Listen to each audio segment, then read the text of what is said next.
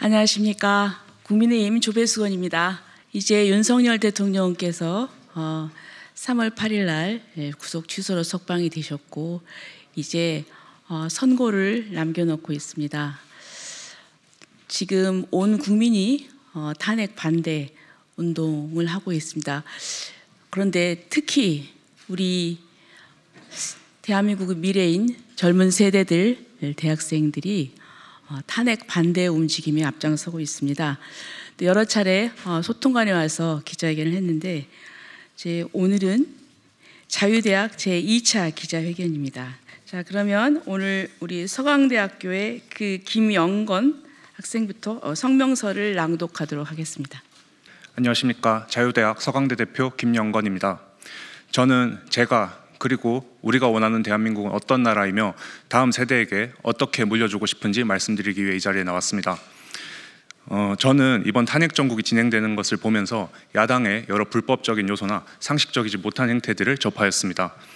거대 야당은 29번의 탄핵과 일방적인 예산 삭감, 입법 독주 등 국민을 위해야 한다는 정당의 책임을 다하지 않고 단지 당의 이익만을 위한 행태들을 일삼았습니다. 첫째, 대통령 탄핵을 포함하여 29번의 줄탄핵이 이루어졌고 이제는 심우정 검찰총장과 최상목 권한대행의 탄핵까지 논의하고 있습니다. 이는 진정 헌법 수호를 위한 탄핵이라기보다 정권의 찬탈을 위해 벌인 공작임을 의심케 만드는 대목입니다. 지금의 국제정세는 가히 혼란이라고 할 수 있으며 이에 대응할 지도자가 필요한 상황입니다. 그럼에도 대통령 권한 대행의 대행까지 탄핵하겠다는 협박은 단순한 정치 공작을 넘어 대한민국이 망국의 길에 빠지게 하는 것임을 우리 청년들이 분명히 알고 있으며 이를 절대 좌시하지 않을 것입니다. 둘째, 민주당의 예산 삭감은 윤석열 정부의 기능을 마비시켰다고 해도 과언이 아닐 것입니다. 외교나 안보의 필수적인 자원을 박탈하는 것은 물론 대원거래 프로젝트나 원전 생태계 조성 예산 삭감은 국가 발전의 동력마저 끊어놓는 심각한 사안입니다. 그러면서 추경을 통한 민생회복지원금 지급 등은 언제 돌아올지 모르는 부채 폭탄을 떠안은 것과 같아 우리 청년들의 부담만을 가중시키는 것입니다. 셋째, 민주당의 독자적 정책과 입법 폭주는 정녕 나라의 발전이 아닌 표를 얻기 위한 행태에 지나지 않습니다.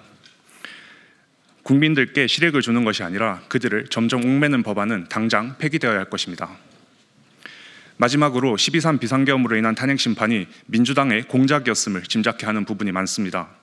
국회에서 그리고 헌법재판소에서 내란 프레임 씌우기를 주도했던 증인들의 증언이 계속 달라지고 특히 얼마 전에는 곽종근 전 특수전 사령관이 12월 첫 폭로를 하기 전에 양심선언하라, 내란죄로 엮겠다 등 위증교사가 우려되는 대목들이 등장하였습니다.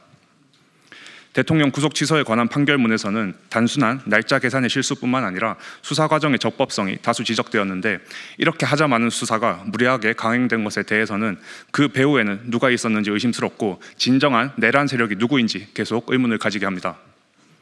부디 야당은, 특히 민주당은 민주적이고 그리고 국민을 위한 정당으로 돌아오시길 바랍니다. 다음으로 한국외대 하태원 대표님께서 말씀해 주시겠습니다. 안녕하십니까. 한국외국어대학교 탄핵반대 시국선언 주최자 하태원입니다. 오늘 저는 선거관리위원회의 부패와 부정선거를 규탄하고 철저한 진상규명과 재발방지 약속을 촉구하기 위해 이 자리에 섰습니다. 가장 보안이 철저해야 할 선관위는 국정원의 보안 점검 결과 31점을 기록했습니다. 여기에 더해 선관위의 통합선거인 명부 서버가 외부 인터넷과 연결되어 있었고 선거인 명부, 사전투표 여부 조작 등이 가능한 것으로 확인되었습니다.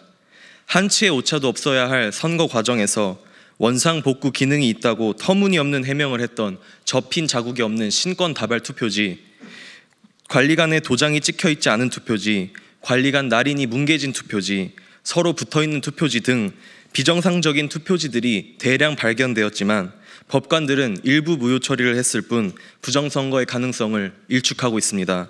선관위는 부정선거 의혹을 제기하면 처벌해야 한다고 하는 등 상식 밖의 발언을 연일 쏟아내고 있습니다. 민경욱 전 의원의 선거 무효 소송은 선거법에 명시된 법정 기한인 180일이 다 지나도록 진행되지 않았습니다. 원고가 주장하는 서버 감정, 비례 투표지와의 대조, 실제 투표 여부에 대한 표본 조사는 모두 거부당했으며 부정선거의 입증 책임을 선거자료 접근권이 없는 원고와 변호인단에게 온전히 떠넘기고 명백한 부정선거의 증거인 재검표 개표 결과를 단순한 선거 관리의 실수로 치부하며 묵살했습니다. 선관위 출신 헌법재판관 6명은 탄핵심판 과정 중 투표사수 검증 등 대통령 측의 요청을 연이어 기각하고 감사원의 선관위 감사를 위헌 판결하는 등 선관위의 편을 들며 부정선거에 대한 국민적 의구심을 더욱 증폭시켰습니다. 은폐하는 자가 가장 의심스러운 자 아닙니까? 부정선거의 논란이 이렇게 만연한 중에 민주당은 오늘 재외국민 전자투표 법안을 발의하였습니다. 서버의 취약점이 이렇게 드러난 마당에 전자투표가 말이 되는 것입니까? 민주당은 또한 선관위를 방탄하는 법안을 발의하는 등 분명한 커넥션을 드러내고 있습니다. 그동안 선관위는 헌법기관임을 이유로 감사를 거부해왔으며 계속되는 검증 필요에 의해 감사를 받게 되자 증거인멸까지 시도하였습니다. 감사 결과는 충격적이었습니다. 고위직 자녀 및 사위에게 채용 특혜를 주는 등 부정채용이 1,200건에 달했습니다. 직원들에게 세자마마라고 불리우던 사무총장의 아들은 8급으로 특별 채용된 지 불과 6개월 만에 7급으로 승진했습니다. 13개월간 부당하게 월세도 지원받았습니다. 또한 직원이 365일 중 100일을 무단 결근, 81일을 허위 병가 처리 후 해외여행에 다녀온 것이 감사 결과 드러났습니다. 지금 이 순간에도 스펙 한 줄 쌓자고 밤낮 없이 뛰는 청년들의 노력은 도대체 무엇이란 말입니까? 며칠 전 감사원의 발표로 인해 비판이 쏟아지자 선관위는 사과 몇 마디로 무마하려 하고 있습니다. 그리고는 부정선거로 당선된 국회의 개혁안을 수용하겠다고 하였습니다. 선관위는 그런 방식이 아닌 철저한 진상규명을 통해 부정선거를 검증하십시오. 그리고 국민 앞에 나와 다시 한번 사과하십시오. 국민의 개혁안을 받들어 사전선거 폐지, 전부수 개표 등 완전 무결한 선거 방식을 채택하십시오. 저희 대학생들은, 나라의 미래인 우리 청년들은 많은 것을 바라지 않습니다. 단지 공정과 상식이 바로 서며 우리의 노력이 정당하게 인정받기 원할 뿐입니다. 자유 대한민국을 사랑하는 우리 대학생들은 자유민주주의가 지켜지는 그날까지 함께 목소리 내겠습니다. 공정과 상식이 회복되는 그날까지 함께 행동하겠습니다. 다음으로 중앙대학교 이승재 학우의 발언이 있겠습니다. 안녕하십니까. 중앙대학교에 재학 중인 이승재입니다. 저는 자유민주주의를 수호하는 중앙대학교 학우 및 동문 343명을 대표해 이 자리에 서게 됐습니다. 저희 2030 청년은 정의와 상식을 추구하며 이번 윤석열 대통령의 탄핵건을 단순히 감정적으로 보는 것이 아닌 이성적으로 해당 상황을 바라보고 있습니다. 법치주의 국가에서 적법 절차의 원칙을 지키지 않는 위법의 위법, 무법의 상황을 저희는 목도했습니다. 수사권이 없는 공수처가 신청한 체포영장을 우리법 연구회가 한가득인 서부지법이 체포영장을 발부했습니다. 공수처는 이를 두고 사법부가 인정한 영장이라며 자부했고 법치주의 국가에 혼란을 일으켰습니다. 사법부는 국회와 결탁하여 중립성을 저버렸으며 대한민국 최고의 헌법기관이라 불리우는 헌법재판소도 똑같습니다. 헌법재판소장 권한대행 문영배는 민주당의 힌트와 내란을 철회하라는 말까지 하며 윤석열 대통령을 빠른 시간 내에 졸속 탄핵시킬 수 있는 방법을 모색했습니다. 이 때문에 국회에서는 내란죄로 탄핵 소추안을 가결시켰는데 안고 없는 찐빵이 돼버리고 말았습니다. TF의 대본을 읽으며 정해진 시나리오대로 움직이는 민주당의 꼭두각시가 문영배이며 정계선, 정정미, 이미선, 이들은 이틀만 일한 이진숙 방통위 위원장의 인용 내표를 던졌습니다. 퍽이나 공정하다고 보겠습니다. 11차 변론 동안 헌법재판소는 대통령의 발언권을 차단시키고 카더라식의 도끼, 케이블 타이가 포함된 짜집기된 검찰 조서를 피고인이 반대했음에도 불구하고 증거로 채택했습니다. 이것은 형사소송법 준용이라는 헌재법 제40조의 원칙과 취지를 철저히 위배한 것입니다. 박근혜 탄핵 심판에서는 17차까지 진행한 변론을 이들은 8차까지만 진행하려고 했으며 졸속으로 답을 정해놓고 3월 초에 선고를 하려 했습니다. 그런데 40여 임명이 제대로 안 되고 탄핵 협박을 해도 최상목 권한대행이 이를 수용하지 않으며 여론도 안 되며 윤석열 대통령의 지지율이 50%를 넘기니 이제는 뭐합니까? 헌법 제112조 1항에 반하는 헌법재판관 임기 연장을 국회는 발의했습니다. 또한 이들은 이번 비상계엄의 중요 쟁점인 부정선거의 증거에 대해서는 채택하지 않으며 동시 진행 중인 사건 기록을 송부 요구할 수 없는 헌재법 제32조를 어기고 수사 기록을 송부받고 증거로 채택했습니다. 이들은 그 증거로 헌재 심판 규칙을 이야기하는데 법률 위에 규칙이 있습니까? 단심제로 진행되는 탄핵 심판에서 상식에 반하는 이들의 모습과 법률을 마음대로 위반하며 결과를 상정하는 이걸 보고 국민들이 헌재의 필요성을 느끼겠습니까? 3월 7일 법원에서는 구속 취소 청구를 인용했습니다. 사법부에서는 공수처의 수사권 없음을 인정했고 수사처와 검찰청은 독립된 수사기관인데 신병 인치 절차를 거치지 않고 구속기간을 서로 협의해 나누어 사용한 것을 꼬집으며 수사 과정의 적법성에 대해 의문을 토했습니다. 저희 2030 대학생이 목소리 높여 외칩니다. 실질적인 적법 절차의 원칙을 지킴으로써 사회적 혼란을 막고 헌정 질서를 유린하는 내란 집단 공수처는 당장 해체하시기 바라며 헌재는 TF의 실체와 대본을 까시기 바랍니다. 감사합니다. 다음은 경희대학교 조소연 학우의 연설이 있겠습니다. 안녕하십니까. 한양대학교 김준희입니다. 방금 전에 건국대학교 박소연 학우님께서 건강상의 이유로 나가게 되셔서 제가 대신하여 낭독하도록 하겠습니다. 오늘 우리는 대한민국의 민주주의와 법치를 지키기 위해 이 자리에 섰습니다. 최근 정치권에서 불법 탄핵과 부정선거 의혹이 해소되지 않은 상태에서 조기 대선을 주장하는 움직임이 있습니다. 이는 헌정 질서를 뒤흔들고 국민의 주권을 침해하는 행위입니다. 저는 이러한 탄핵을 기정사실화하여 이를 바탕으로 권력을 재편하려는 모든 신호에 대하여 단호히 반대하며 이번 탄핵은 반드시 각하되어야 한다고 강력하게 주장합니다. 이번 탄핵은 헌법과 법률을 위반한 불법적인 절차로 진행되었습니다. 특정 정파의 정치적 이해관계를 위한 수단이 되어서는 안 되는 탄핵이 명확한 법적 근거 없이 추진되었으며 절차적 정당성마저 결여되어 있습니다.